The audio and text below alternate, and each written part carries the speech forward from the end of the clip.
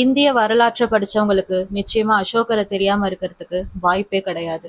மௌரிய பேரரசுல முக்கியமான அரசர்கள்ல ஒருத்தரா அசோகர் விளங்கிட்டு இருக்காரு. அப்படிப்பட்ட அசோகர் கலிங்க போருக்கு அப்புறமா அந்த போர்னால ஏற்படுற விளைவுகளை பார்த்தவர்.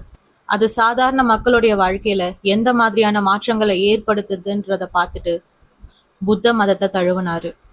அது மட்டும் இல்லாம தன்னுடைய செல்வாக்க பயன்படுத்தி புத்த மதத்தை ஏசியா கண்டம் முழுக்க பரப்புறதுக்கு அவர் எல்லா முயற்சிகளையும் எடுத்தாரு. பல ஸ்தூபங்களையும் பல கோவில்களையும் புத்த மதத்துக்காக அவர் கட்டினாரு. ஆனா அப்பேற்பட்ட அசோகருடைய சமாதி எங்க இருக்குதுன்னு சொல்லிட்டு இது நாள் வரைக்கும் யாராலையுமே கண்டுபிடிக்க முடியல.